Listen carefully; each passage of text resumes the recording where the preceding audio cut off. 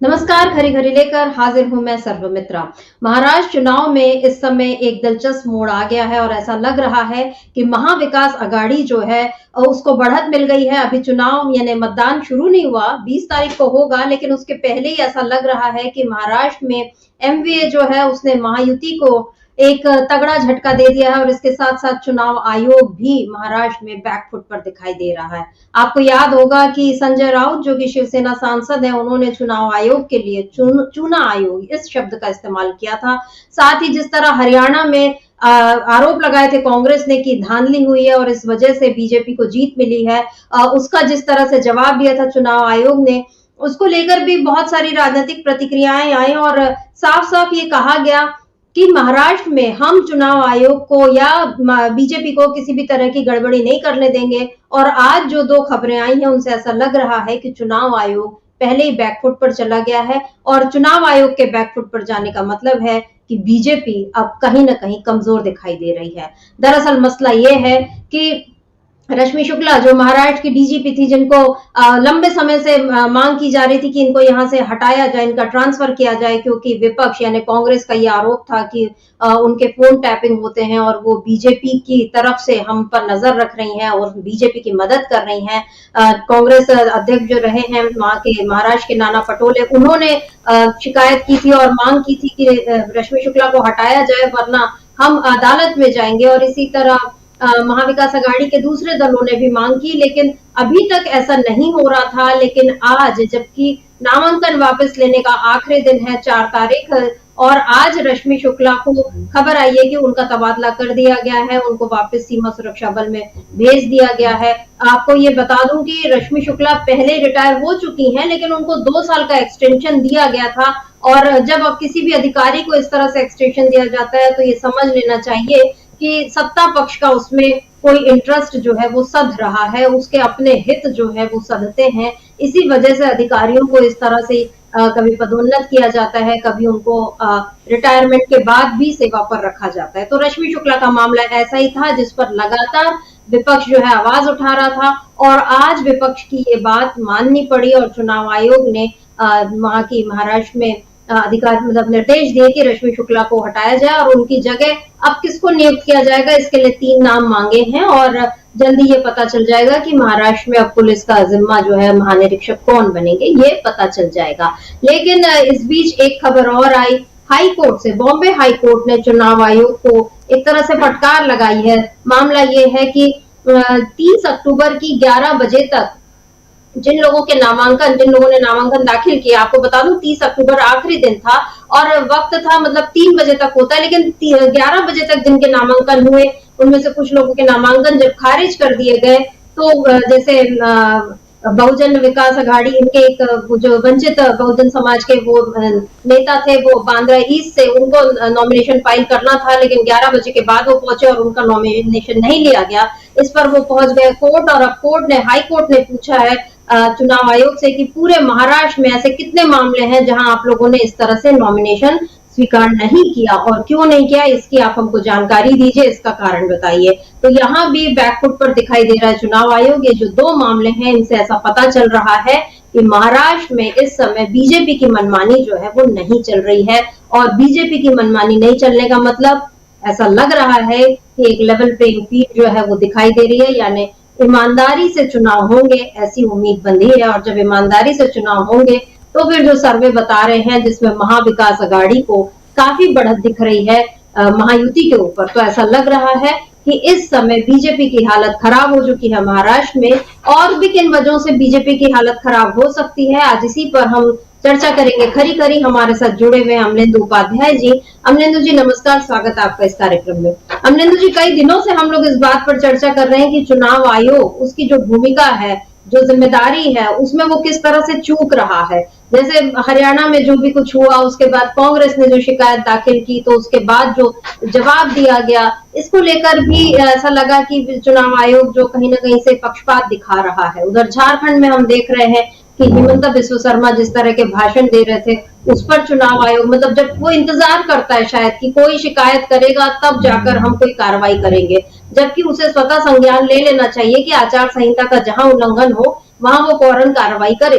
लेकिन चुनाव आयोग इन सब जिम्मेदारियों को निभाने से चूक रहा है और आज के जो 2 मामले आए हैं जिसमें खास तौर पर रश्मि शुक्ला का तबादला जो हुआ है, उनको जिस तरह से अब हटाया गया है महाराष्ट्र से, इसको आप किस तरह से देखते हैं? ये महाविकास अघाड़ी के लिए कितनी बड़ी जीत साबित हो सकती है? समिता जी, एक तो जो चुनाव में तैयारियों को लेकर प्रशासन पर और ख़ासतौर से चुनाव आयोग पर आरोप लग रहे थे महाविकास अघाड़ी की तरफ से, यानी इंडिया गठबंधन की तरफ से, कि चुनाव आयोग भारतीय जनता पार्टी के अनुषंगिक संगठन की तरीके से या बीजेपी के एजेंट की तरीके से काम कर रहा है।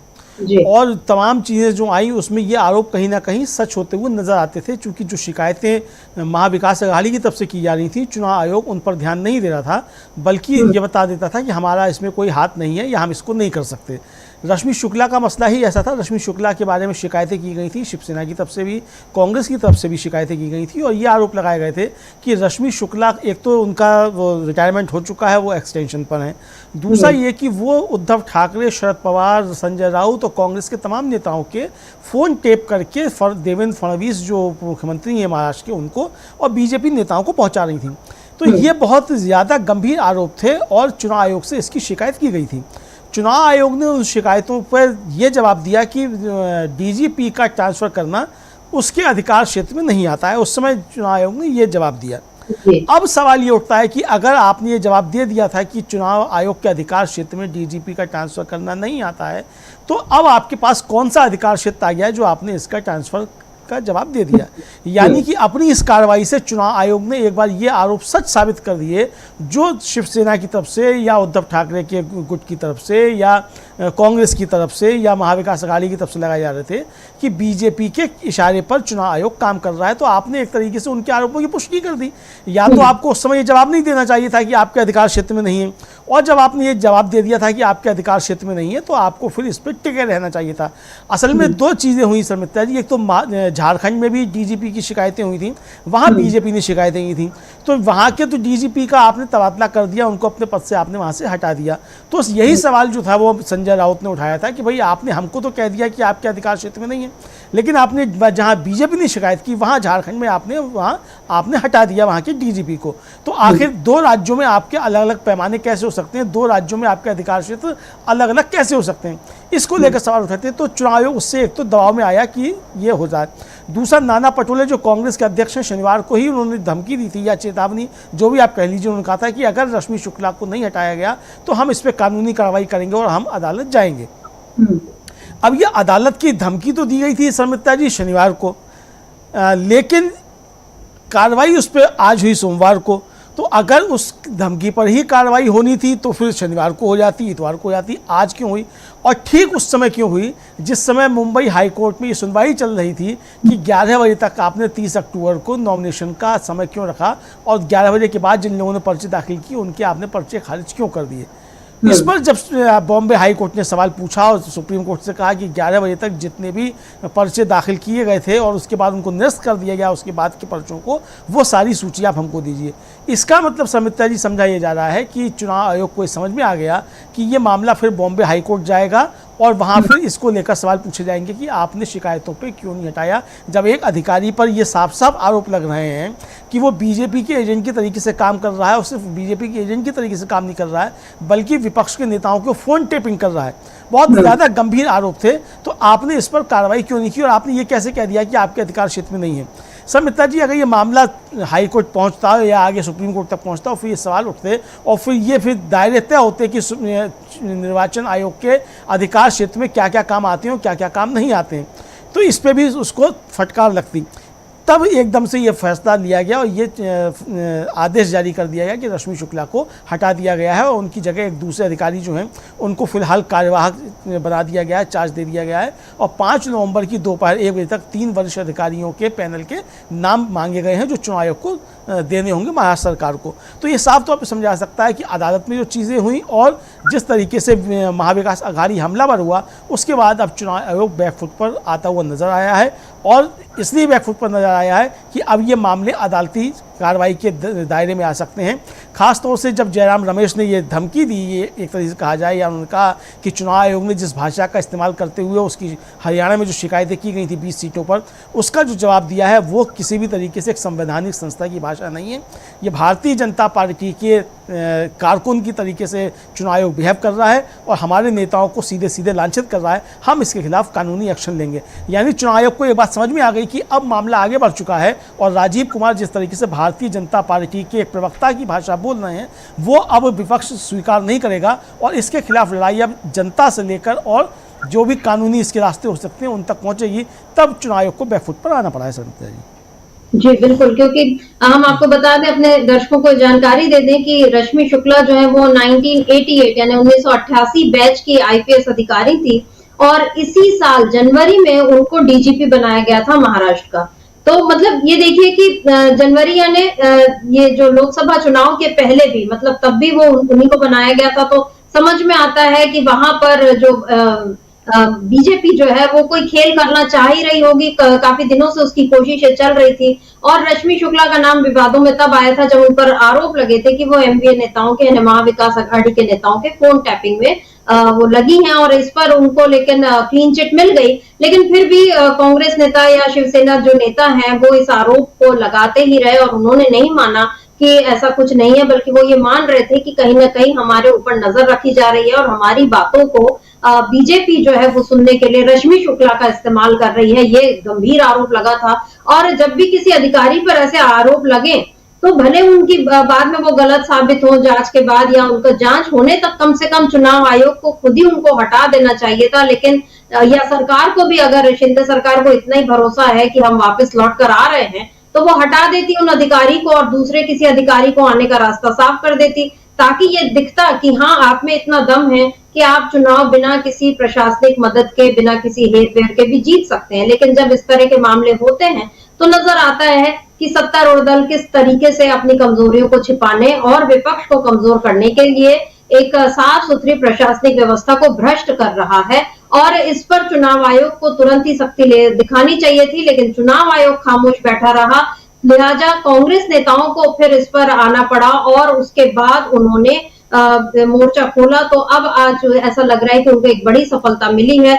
ये एक सफलता इस वजह से भी मानी जा सकती है क्योंकि अभी तक बीजेपी बहुत ही हठधर्मिता का परिचय दे रही है, मतलब कि मेरी मर्जी और आप चाहे जितने भी आरोप लगाते रहे, हम नहीं सुनेंगे, ये वाला रवैया बीजेपी का रहा है। और बीजेपी के इस रवैये में चुनाव आयोग बिल्कुल साथ देता रहा। लेकिन अब आज चुनाव आयोग को हमने बैकफुट पर जाते हुए देखा और जैसा अमलिंदु जी आपने बताया कि बॉम्बे हाई कोर्ट, वहां पर जो ये मामला हुआ कि 30 अक्टूबर की 11 बजे तक ये जो पूछा है हाई कोर्ट ने कि बताइए आप कि आपने पूरे महाराष्ट्र में कितने नॉमिनेशन इस तरह से रद्द किए हैं। और साथ साथ जो हाई कोर्ट का एक गंभीर सवाल ये कि जब वर्किंग आवर्स 11 बजे से शुरू हो रहा है तो आपने किस खुशी में 11 बजे उसको समय सीमा आपने बना दी, क्यों बनाई, इसकी वजह क्या है? कोई एक तार्किक वजह होनी चाहिए। आप 12-1 बजे तक भी रख सकते थे। लेकिन जैसा ये चुनाव आयोग ने यहाँ भी उनके जो वकील है शिंदे, अक्षय शिंदे मेरा ख्याल है नाम है, उन्होंने तो जी अपना रखा पक्ष, तो उसमें ऐसा कुछ दिख नहीं रहा है। और ये जो वेकेशन बेंच है इसमें जो 2 जस्टिस आरिफ डॉक्टर और जस्टिस सोमशेखर सुंदरेशन, इन लोगों ने जो ये नाम मांगे हैं, इसके बाद क्या चुनाव आयोग की मुश्किलें और बढ़ेंगी या उसके लिए अपना पक्ष रखना मुश्किल हो जाएगा? क्योंकि वो वजह तो दे नहीं पाएगा। 2 लोग हैं जिन लोगों ने इस तरह की शिकायत की कि भाई हमारा, जैसे अक्षय शिंदे ने ये कहा, एक जो शायद ये जो वंचित बहुजन आघाड़ी इनके जो कैंडिडेट है उनके इसलिए कहा कि उनके नॉमिनेशन पेपर्स में कुछ चीजें भरी नहीं गई थी, उनके फाइनेंशियल डिटेल्स या कुछ क्रिमिनल रिकॉर्ड्स, इन सब के बारे में जानकारी नहीं थी, तो वो एक अलग कारण हो सकता है। लेकिन 11 बजे की समय सीमा, इसको किस वजह से रखा? क्या लगता है आपको यहाँ पर चुनाव आयोग के जरिए बीजेपी कोई खेल करवाना चाह रही थी? क्योंकि अभी जो बागी आज जो है नॉमिनेशन लेने का आखिरी दिन है और अभी भी बीजेपी के लिए कुछ नेता सिरदर्दी बने हुए हैं। तो ऐसे में मतलब बहुत जगह त्रिकोणीय मुकाबला हो रहा है, शिंदे गुट के खिलाफ या बीजेपी गुट के खिलाफ। उनके ही पुराने लोगों ने नॉमिनेशन दाखिल किए हुए हैं, कुछ लोग वापस ले चुके हैं, गोपाल शेट्टी जैसे नेता। लेकिन कुछ लोग अभी भी मैदान में हैं। और ऐसे में क्या बीजेपी ने ये चुनाव आयोग के जरिए कोई खेल करवाने की कोशिश की थी, लेकिन यहाँ उसके लिए ये कदम जो है वो गलत साबित हो गया और चुनाव आयोग को बैकफुट में जाना पड़ा। 11 बजे की समय सीमा, इस पर चुनाव आयोग क्या अपना बजट बता सकती है, क्या लगता है आपको?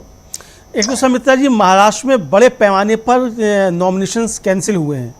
अकेले अमरावती ज़िले में 41 बताया जाता है कि नॉमिनेशन कैंसिल हुए और चंद्रपुर ज़िले में 32 नॉमिनेशन कैंसिल हुए। एक एक ज़िले में ये स्थिति है, इतने नॉमिनेशन कैंसिल हुए।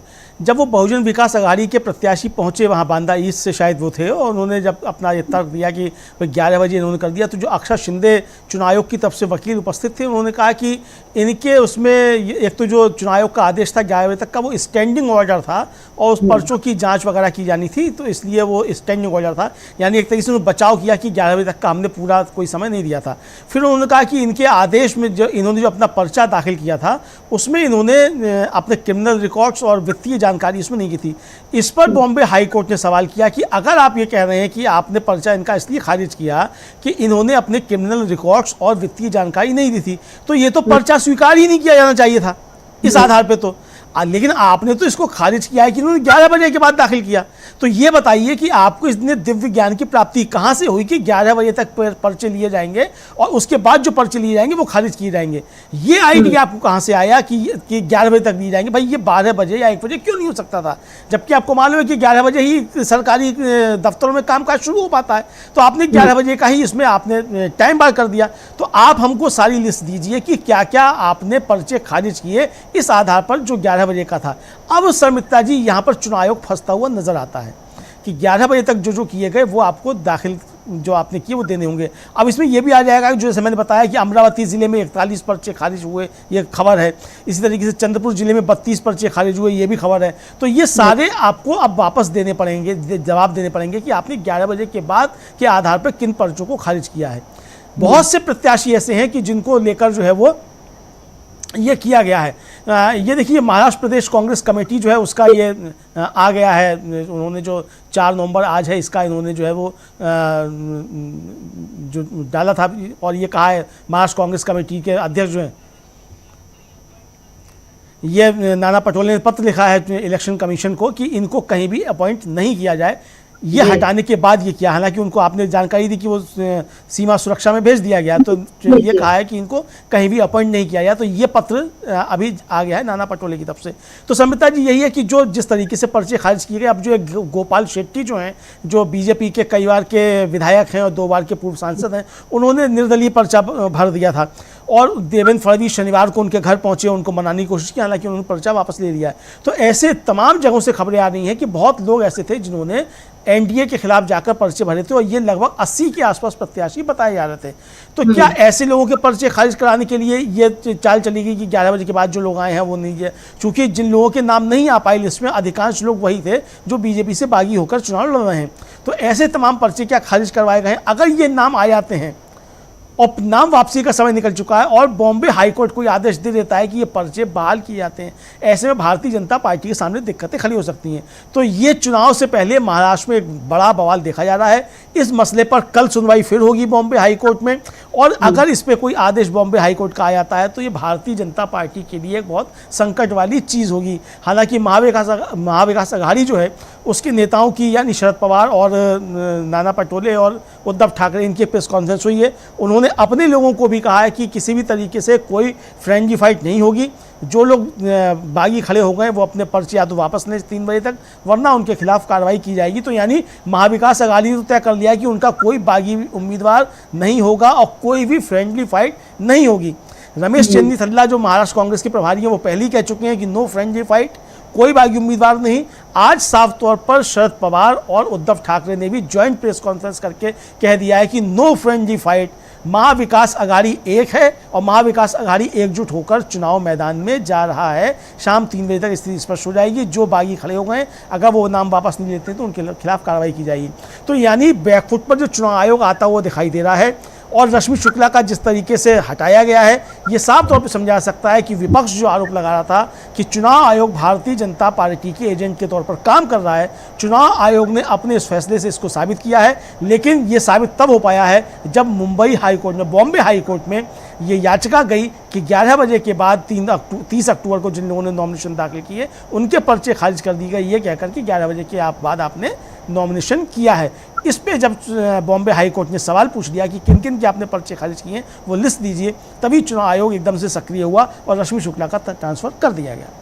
जी, आनंद फानंद में चुनाव आयोग ने एक फैसला तो कर लिया और वो फैसला इस समय महाविकास आघाड़ी के पक्ष में ही जाता हुआ दिखाई दे रहा है, यानी उसकी एक तरह से जीत हुई है क्योंकि उसकी जो मांग है वो पूरी हुई है। लेकिन दूसरी तरफ चुनाव आयोग ने ये जो देरी से फैसला लिया, इसमें एक तो उसने खुद पर ही उंगलियां उठवा ली और दूसरी तरफ ये जो बॉम्बे हाई कोर्ट का जो जिस बारे में आप जानकारी दे रहे हैं और ये बता रहे हैं कि अब बॉम्बे हाई कोर्ट ने चुनाव आयोग से लिस्ट मांगी है, तो जाहिर है चुनाव आयोग को वो नाम बताने पड़ेंगे और अगर उन कैंडिडेट्स के बाकी फॉर्म्स में बाकी सारी चीजें ठीक रहेंगी, केवल इसके कि वो 11 बजे के बाद दाखिल हुआ है और अगर वो फॉर्म स्वीकार कर लिए जाते हैं, तो इसका मतलब बीजेपी जिन प्रत्याशियों को उम्मीद कर रही थी कि वो उसके खिलाफ खड़े नहीं होंगे, वो होंगे। और उसके बाद फिर और अलग बात है कि बीजेपी उनको कैसे मैनेज करती है या किस तरह से अपने पक्ष में वोट डलवाती है या उनके वोट कटवाती है, ये बीजेपी की रणनीति है। लेकिन फिलहाल बीजेपी ने जो होशियारी करने की कोशिश की थी वो उसमें बुरी तरह फंस गई है। और एक ये ब्रेकिंग न्यूज आ रही है कि त्योहारों के चलते राजनीतिक दलों ने उपचुनाव की तारीखें बदलने की मांग की थी, तो केरल, पंजाब और उत्तर प्रदेश में उपचुनावों की तारीख 13 नवंबर को जो होने वाली थी वोटिंग, वो अब 20 नवंबर को होगी। ये एक ब्रेकिंग न्यूज, बड़ी खबर इस समय की, जिसमें राजनीतिक दलों की मांग पर चुनाव आयोग ने एक और फैसला लिया। केरल, पंजाब और यूपी में 13 तारीख को होने वाले उपचुनाव अब 20 नवंबर को होंगे। ये भी आज का एक बड़ा फैसला, जिसमें ये दिख रहा है कि चुनाव आयोग अब इस स्थिति में नहीं है कि वो केवल बीजेपी के कहने पर चले, उसे दूसरे राजनीतिक दलों की बात भी सुननी पड़ रही है। आप जानते हैं कि हरियाणा में चुनाव की तारीखें बदली थी बीजेपी नेताओं के कहने पर, लेकिन अब केरल, पंजाब और यूपी, इन 3 जगहों पर जो उपचुनाव की तारीखें बदली हैं, यानी केरल में अब प्रियंका गांधी के लिए हम देखेंगे कि 20 तारीख को वोट पड़ेंगे। यूपी में उपचुनाव में इस समय अखिलेश यादव जिस तरीके से भारी पड़ते हुए दिखाई दे रहे हैं, बीजेपी के लिए और मुश्किल 20 तारीख को अब चुनाव होंगे। तो अब उसे महाराष्ट्र और झारखंड का दूसरा फेज का जो चुनाव और उसके साथ साथ केरल, पंजाब और यूपी में भी अपनी रणनीति बीजेपी किस तरह से बदलेगी, ये देखने वाली बात होगी। चुनाव आयोग का एक बड़ा फैसला, 13 नवंबर को होने वाले उपचुनाव जो है वो अब 20 नवंबर को होंगे। ये एक इस समय की बड़ी खबर। और अब से थोड़ी देर में 3 बजे तक जो ये भी पता चल जाएगा कि महाराष्ट्र में क्या हाल होने वाला है, बाकी कौन कौन बने रहेंगे मैदान में और कौन कौन हट जाएंगे। गोपाल शेट्टी तो आज मेरा ख्याल है पीयूष गोयल के साथ कार में जाते हुए दिखाई दिए, मतलब वो अच्छे से मैनेज कर लिए गए हैं। उन्होंने बोल दिया कि मुझे कुछ तकलीफें थी लेकिन मैंने अपनी तकलीफें रखी और जो बीजेपी सुप्रीम है उन लोगों ने सब मेरी बात को सुन लिया, मान लिया। तो ये चुनाव के भीतर जो खेल चल रहे हैं वो एक अलग ही चल रहे हैं। लेकिन इधर आज महाविकास आघाड़ी एकजुट होकर कैसे लड़ रही है, इस बारे में उद्धव ठाकरे, शरद पवार, इनकी मुलाकात हुई, प्रेस कॉन्फ्रेंस, और उन लोगों ने बता दिया कि हम एक साथ लड़ रहे हैं। संजय राउत ने भी इस बारे में एक बयान दिया था, क्या कुछ कहा संजय राउत ने, उसको सुनते हैं। नंबर ऑफ सीट्स जो है हम एक्सपेक्ट करते हैं कि शिवसेना के आपकी पार्टी के 90 के ऊपर जाएंगे या 90 के पास। देखिए, हम 90 लड़ेंगे या 105 लड़ेंगे, यह हमारा मकसद नहीं है। हम महाविकास आघाड़ी है और महाविकास आघाड़ी बनकर लड़ेंगे। आज शाम तक पूरा पिक्चर क्लियर हो जाएगा और ज़्यादा से ज़्यादा जो लोग ने उम्मीदवारी अर्ज नॉमिनेशन फाइल किया है वो पीछे। तो यहाँ पर संजय राउत बता रहे हैं कि वो चाहे जैसे भी लड़े वो महाविकास आघाड़ी के रूप में ही लड़ रहे हैं, यानी वहां पर कोई फ्रेंडली फाइट नहीं। कांग्रेस, शिवसेना, उद्धव गुट और शरद पवार एनसीपी, ये तीनों एक साथ मिलकर चुनाव लड़ रहे हैं। जैसे पहले उन लोगों ने मिलकर सरकार बनाई थी, उम्मीद की जा रही है कि ये फिर से इनको उम्मीद है कि हम फिर से सरकार बनाएंगे और इस बार महाराष्ट्र में बीजेपी का खेल हम नहीं चलने देंगे। लेकिन एक खेल खेल रहे हैं राज ठाकरे भी। अमलेंदु जी, एक बड़ा दिलचस्प वो देखने मिला है जिसमें राज ठाकरे ने महाराष्ट्र में, मतलब मुंबई में खास तौर पर जो अपने कैंडिडेट्स तो उतारे हैं, लेकिन उन्होंने कुछ खास सीटों पर, जैसे विधानसभा अध्यक्ष है राहुल नार्वेकर, जो कोलाबा से हैं और बीजेपी के हैं कैंडिडेट। मुंबई भाजपा प्रमुख जो है आशीष शेलार बांद्रा वेस्ट से हैं। राज्य भाजपा कोषाध्यक्ष मेहर कोटेचा मुलुंड से हैं। मंगल प्रभात लोढ़ा मलाबार हिल से हैं। ये सारे बीजेपी प्रत्याशी हैं और राज ठाकरे ने यहाँ इनके खिलाफ कोई कैंडिडेट नहीं उतारा, लेकिन जहां जहां एकनाथ शिंदे के कैंडिडेट्स हैं उनके खिलाफ अपने मनसे के प्रत्याशियों को उतारा है। और उन्होंने ये भी दावा किया कि हम जिसका साथ देंगे उसी की सरकार बनेगी। हालांकि अभी तो उकुल जमा उनके पास एक ही विधायक है और आगे कितने रहेंगे नहीं रहेंगे ये नहीं जानते, तो वो किस दम पर ये सारी बातें कर रहे हैं। लेकिन क्या बीजेपी ने यहाँ उनके साथ कोई खेल करने की, मतलब राज ठाकरे के साथ मिलकर एकनाथ शिंदे के साथ कोई खेल कर रही है बीजेपी? क्योंकि अभी देवेंद्र फडणवीस और राज ठाकरे की एक तस्वीर भी सामने आई थी, दोनों साथ में दिखाई दिए। और इससे ये, और जैसा ये राज ठाकरे के बेटे के खिलाफ हालांकि शिवसेना शिंदे गुट का प्रत्याशी खड़ा है, लेकिन बीजेपी के लोग कह रहे हैं कि हम उनका समर्थन करेंगे अमित ठाकरे का। तो ये जो खेल हो रहा है, क्या यहाँ पर बीजेपी जो है किसी तरह एकनाथ शिंदे को दबाव में लाने के लिए या उनको थोड़ा और झुकाने के लिए वो राज ठाकरे का सहारा ले रही है, और राज ठाकरे भी यहाँ पर बीजेपी के साथ अपनी खोई हुई जमीन तलाशने की कोशिश कर रहे हैं, क्योंकि उनको लग रहा है कि इस बार वापस मेरे विधायक बढ़ जाएं। तो वो तो एक मोहरे की तरह इस्तेमाल हो ही रहे हैं, लेकिन यहाँ पर एकनाथ शिंदे के साथ जो खेल कर गई है बीजेपी, क्या शिंदे गुट इसको समझ रहा है और क्या उसका नुकसान बीजेपी को होगा आने वाले चुनाव में? बिल्कुल समिता जी, बीजेपी को इसका नुकसान होगा और बीजेपी एकनाथ शिंदे के साथ खेल खेल रही है। और एकनाथ शिंदे को भी अभी समझ में आ रहा है कि जो बीजेपी ने खेल उद्धव ठाकरे के साथ किया था उसी तरीके का खेल अब एकनाथ शिंदे के साथ होगा। लेकिन इस बीच हम एक खबर बता दें समिता जी, जो असेंबली ये जो तारीखें बदली गई हैं उपचुनाव की, ये असेंबली चुनाव की बदली गई हैं, लोकसभा चुनाव की तारीखें नहीं बदली गई हैं। तो प्रियंका गांधी का चुनाव यथावत रहेगा। और सबसे पहले जो चुनाव की तारीख बदलने की मांग थी वो उत्तर प्रदेश में बीजेपी ने की थी, उसके बाद कांग्रेस और आरएलडी और आरजेडी की तरफ से भी मांग की गई थी, ये बताया गया है। तो ये बदला गया है। अब जो एकनाथ शिंदे के साथ खेल हो रहा है समिता जी, एक तो राज ठाकरे के साथ, अब राज ठाकरे के साथ बीजेपी साथ भी दिखाई पड़ रही है। इधर राज ठाकरे के ऊपर आरोप ये लगते हैं कि वो उत्तर भारतीयों के साथ बदसलूकी करते रहे।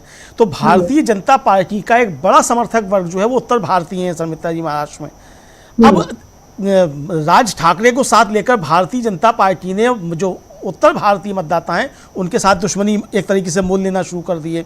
लेकिन इधर किस तरीके से एकनाथ शिंदे को नुकसान पहुंचाया जाए इसके लिए भी काम कर रही है अब बीजेपी। तो राज ठाकरे का सहारा लिया जा रहा है। यानी जो बीजेपी के लिए कहा जाता है ये किसी के सगे नहीं है, तो ये इसको साबित करती हुई भारतीय जनता पार्टी महाराष्ट्र में नजर आती है। अब एकनाथ शिंदे के साथ भी खेल किया जा रहा है। एकनाथ शिंदे इस बात को अच्छे तरीके से समझ गए हैं। अब एकनाथ शिंदे के बारे में भी खबरें आ रही हैं कि वो भी बीजेपी को नुकसान पहुंचाएंगे जहां बीजेपी के प्रत्याशी हैं, ताकि एकनाथ शिंदे जो है वो बीजेपी से बड़ी ताकत बनकर उभरें। इधर बीजेपी ज़्यादा सीटों पर चुनाव लड़ रही है। हालांकि उसने पिछली बार के मुकाबले कम सीटों पर चुनाव लड़ा है। पिछली बार 164 पर लड़ी थी 2019 के चुनाव में, लेकिन इस बार जो है वो 148 पर लड़ रही है। लेकिन इस बार खेल उसने ये किया है कि अपने प्रत्याशियों को उसने एकनाथ शिंदे की पार्टी में और अजित पवार की पार्टी में शिफ्ट कर दिया है। कहने को कम सीटों पर लड़ रही है, लेकिन एकनाथ शिंदे के और अजित पवार के प्रत्याशी जो हैं वो प्रत्याशी बीजेपी के ही हैं। यानी हर तरीके से उसने एकनाथ शिंदे और अजित पवार को दबाने की कोशिशें की हैं। तो अब ये खेल जो बीजेपी खेल रही है इसको लेकर एकनाथ शिंदे और अजित पवार सतर्क हो गए हैं। और अजित पवार ने तो एक और नया दाव चल दिया है। उसने एक तरीके से कहा जाए देवेंद्र फडणवीस को फंसाने की कोशिश ये की अजित पवार ने, जैसा कि आपने पिछली बार बताया भी था कि उन्होंने कहा कि उनको फाइलें जो थी वो देवेंद्र फडणवीस ने दिखाई थी, ताकि नई सरकार आए तो वो देवेंद्र फडणवीस के ऊपर मुकदमा कायम करे पद और गोपनीयता की शपथ के उल्लंघन का। ये एक नया मुकदमा तैयार कर दिया है अजित पवार ने देवेंद्र फडणवीस के लिए। तो महायुति में जिस तरीके से आपस में एक दूसरे के खिलाफ दांव चले जा रहे हैं ये बहुत ज़्यादा दिलचस्प होंगे समिता जी। देखना होगा कि अजित पवार और एकनाथ शिंदे बीजेपी की कितनी मदद करते हैं और बीजेपी किस तरीके से अजित पवार और एकनाथ शिंदे से निपटती है समिता जी। जी, बीजेपी के लिए महाराष्ट्र इस समय उसके लिए एक कठिन मैदान बन चुका है, क्योंकि यहाँ पर उसको अपनी मनमर्जी तो चलानी है, लेकिन उसके साथ साथ उसको अपने उन दो साथियों का भी उसको साधना है जिन पर ना उन लोगों को इस पर भरोसा है ना इसको उन पर भरोसा। यानी दोनों जो है, यानी एक तरफ अजित पवार और एकनाथ शिंदे, उनको बीजेपी पर भरोसा नहीं और बीजेपी को इन दोनों पर भरोसा नहीं, क्योंकि ये जो तीनों का गठबंधन है ये केवल सरकार बनाने के लिए स्वार्थ का गठबंधन था। इस बात को हम पहले भी कह चुके हैं कि ये जो गठबंधन है ये केवल सत्ता के लालच के लिए बना, दूसरी ओर महाविकास अघाड़ी जो बना वो बना था एक जो धोखा खाए हुए लोग हैं या जिन लोगों को जिनके साथ गलत हुआ वो सारे लोग जो है पीड़ित लोग एक तरह से कह सकते हैं वो एकजुट हुए और उनका एक ही मकसद है कि हम किसी तरह संविधान और लोकतंत्र को बचाएं ताकि आगे बीजेपी इस तरह के खेल नहीं कर पाए। तो इनका मकसद ज्यादा बड़ा दिखाई दे रहा है और इसको अब जनता तय करेगी। दूसरी ओर अभी हम आपने जो जानकारी दी अमलेंदु जी, हम फिर से अपने दर्शकों को बता देना चाहते हैं कि जो अब उपचुनाव की तारीखें बदली हैं, केरल, पंजाब और उत्तर प्रदेश में विधानसभा की तारीखें बदली हैं और बीजेपी ने ही मांग की थी, यानी अब यूपी में बीजेपी क्यों चाह रही थी और अब हालांकि उसमें अब आरजेडी भी है और पंजाब की 4 इन सब पर और केरल की वायनाड सीट पर तो 13 को ही वोटिंग होगी, ये लोकसभा सीट प्रियंका गांधी के लिए। और इसमें ये जो दिख रहा है कि बाकी जो है जैसे पलक्कड़ और इन सब ये विधानसभा सीट केरल की जो है इस पर अब 20 नवंबर को वोटिंग होगी। केरल, पंजाब और यूपी यहाँ पर 13 तारीख की जगह अब 20 नवंबर को उपचुनाव होंगे क्योंकि बात मांग की गई थी चुनाव आयोग से। सवाल अब ये भी उठता है कि चुनाव आयोग क्यों नहीं पहले से देख परख कर सारी चीजें करता अपनी तैयारी, कहाँ उसकी तैयारियों में कमी रह जाती है कि इस तरह से तारीखें बदलनी पड़ती हैं। या तो वो पहले सारे राजनीतिक दलों से विचार विमर्श कर ले और उसके बाद जो है अपनी तैयारी देखे और सारे तारीखों को देख ले, कैलेंडर को अच्छी तरह से स्टडी कर ले और उसके बाद तारीखों का ऐलान करे। ये इस तरह की चीजें होती हैं। अभी तो मोदी जो बार बार ये कहते हैं एक देश एक चुनाव, और यहाँ पर ये हालत ये हो रही है कि बार बार उपचुनाव की भी अगर तारीख बदलनी पड़ रही है चुनाव आयोग को, तो ये समझा जा सकता है कि कहीं ना कहीं उसकी तैयारियों में कोई चूक रह जाती है या वो जमीनी स्थिति को पूरी तरह से समझे बिना ही फैसले हो रहे हैं, ऐसा नजर आ रहा है। बहरहाल उपचुनाव अब तो 20 नवंबर को होंगे महाराष्ट्र के साथ, ये अलग बात है। इधर अभी हम जो बात कर रहे हैं अमलेंदु जी महाराष्ट्र की, यहाँ पर अब मौका आ रहा है घोषणा पत्रों का, और जिसमें ये माना जा रहा है कि महाविकास अघाड़ी, जैसा हमने कहा कि वो लोकतंत्र और संविधान बचाने के लिए और उसमें जो जातिगत जनगणना या महिलाओं के लिए योजनाएं, बेरोजगारों के लिए योजनाएं, ये तमाम चीजें जो हैं उसमें शामिल रहेंगी। किसानों का मामला एक बड़ा मुद्दा बनता जा रहा है महाराष्ट्र में, खासतौर पर विदर्भ, मराठवाड़ा और उत्तरी महाराष्ट्र में। और यहाँ पर पिछले चुनाव के जो नतीजे बताते हैं, यानी 2019 के जब शिवसेना भी साथ थी बीजेपी के, तब जो नतीजे बता रहे हैं उसमें उत्तर महाराष्ट्र में 35 सीटों में 20 बीजेपी के खाते में गई थी, कांग्रेस के खाते में आई थी 5। विदर्भ में 62 सीटें थी, कांग्रेस के खाते में गई 29 और बीजेपी को मिली थी 15 सीटें। मराठवाड़ा की 46 सीटों में कांग्रेस 14 पर थी और बीजेपी 8 सीटों पर थी। अब जो है समीकरण बदल चुके हैं, अब महायुति और वर्सेस महाअघाड़ी हो गया है और बहुत सारे समीकरण भी बदल गए हैं। लेकिन जो किसानों की समस्याएं हैं वो मुद्दा जो है वो अभी तक गर्म है, और खासतौर पर विदर्भ, मराठवाड़ा और उत्तर महाराष्ट्र जहाँ की हम बात कर रहे हैं, यहाँ पर जो कपास के किसान है बताया जा रहा है कि इनकी संख्या 40 लाख के आसपास है और ये जो एमएसपी की मांग कर रहे हैं, अभी मेरा ख्याल है 7,000 क्विंटल पर क्विंटल की मांग है कि एमएसपी होना चाहिए कपास की, लेकिन वो कुछ 6,500 के आसपास है। लेकिन बीजेपी जो है इसने पहले इस मांग को खारिज कर दिया। एक बीजेपी नेता का ये कहना है कि हम किसान सम्मान और नमो शेतकरी महासम्मान से 6-6 हजार रुपए तो डाल ही रहे हैं किसानों के इसमें।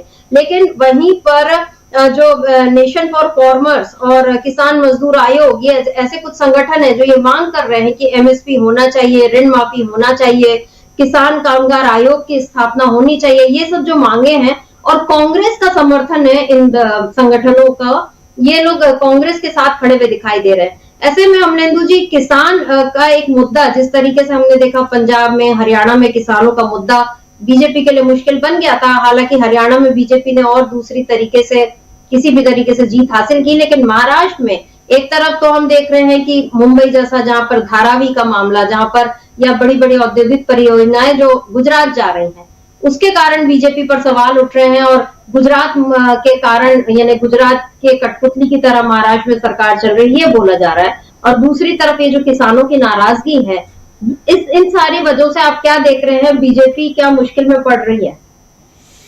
देखिए समिता जी, निश्चित तौर पे बीजेपी मुश्किल में पड़ती हुई दिखाई पड़ती है और महाराष्ट्र में भी किसानों का मसला बहुत बड़ा है। और विदर्भ के इलाके में तो सबसे ज़्यादा खुद जान लेने की घटनाएं किसानों की आई हैं और विदर्भ सबसे आगे है। इधर जो मराठवाड़ा है वहाँ गन्ना किसानों की समस्याएं बहुत ज़्यादा हैं।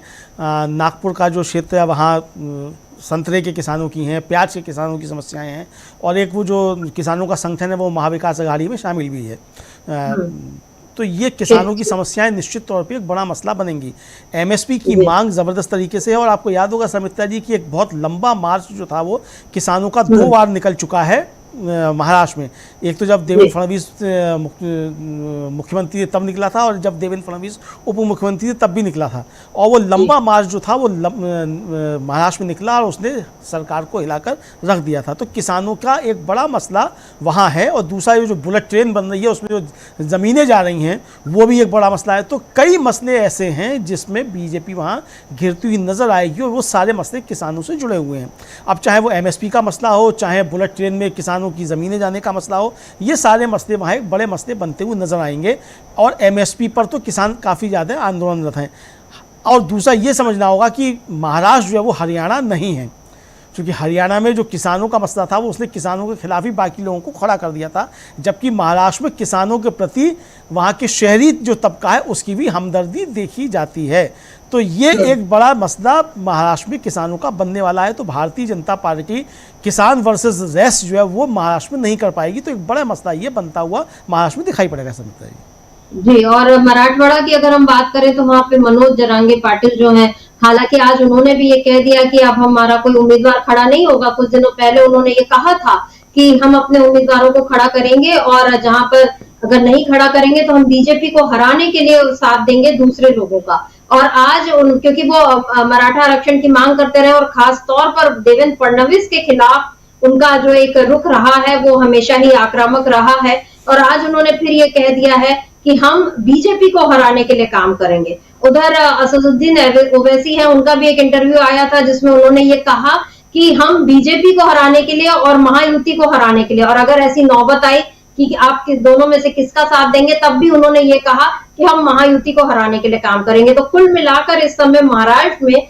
बीजेपी के खिलाफ एक जबरदस्त लामबंदी होते हुए दिखाई दे रही है। और अभी ये जो हमने अभी शुरू में बात की कि रश्मि शुक्ला का जो तबादला करने का आदेश आज जारी हो गया, हालांकि चुनाव आयोग से ये सवाल तो बना ही रहेगा कि पहले आपको ये अधिकार नहीं था और फिर अचानक आपको ऐसा अधिकार कैसे मिल गया। इस पर बहरहाल उद्धव ठाकरे ने इसका स्वागत किया है, इस फैसले का। वहीं कांग्रेस ने, नाना पटोले ने एक चिट्ठी लिखकर अब ये कहा है कि उनको कहीं और नियुक्ति न दी जाए, लेकिन जो खबर मैंने देखी थी उसमें ये था कि उनको वापस सीमा सुरक्षा बल पर भेजा जा रहा है। अब ये पता चलेगा, थोड़े समय में पता चल जाएगा कि रश्मि शुक्ला को आखिर उनकी पोस्टिंग कहाँ हुई या उनको फाइनली रिटायर कर दिया गया, चूंकि वो रिटायर तो पहले हो ही चुकी है। लेकिन अब चुनाव आयोग को एक सुझाव हम भी शायद दे सकते हैं कि आप अपने जो उनका जो फैक्ट्स और जो उसमें कॉलम रहता है जिसमें वो अपने अपडेट करते रहते हैं, तो उसमें वो कृपया अपने अधिकारों को भी बता दें कि उनके अधिकार क्षेत्र में कौन कौन सी चीजें हैं, ताकि ऐसे सवाल ही ना उठे, या सवाल उठे तो फिर वो बता सकें कि देखिए ये हमारे अधिकार क्षेत्र में नहीं था और इसीलिए हमने ये फैसला नहीं लिया था, लेकिन शायद रातों रात कोई अधिकार मिल गया और अब रश्मि शुक्ला को फाइनली हटा दिया गया है महाराष्ट्र से। अब जो भी नए कल जिनकी नियुक्ति होगी पता चलेगा कि उनका कामकाज या उनकी शैली कैसी रहेगी, ये अब देखने वाली बात रहेगी। लेकिन फिलहाल आज ये दिख रहा है कि चुनाव आयोग जो है वो बैकफुट पर चला गया है महाराष्ट्र में, और चुनाव आयोग के बैकफुट पर जाने से क्या बीजेपी भी अब पिछड़ेगी, ये एक दिलचस्प सवाल बना हुआ है। तो अमलेंदु जी, आज इस चर्चा को हम यहीं रोकते हैं। आपका बहुत बहुत शुक्रिया, और शुक्रिया आप तमाम दर्शकों का जो आप हमारे साथ जुड़े और आपने इस चर्चा को ध्यान से सुना। आगे भी आप बने रहिए डीबी लाइव के साथ और देखते रहिए डीबी लाइव। नमस्कार।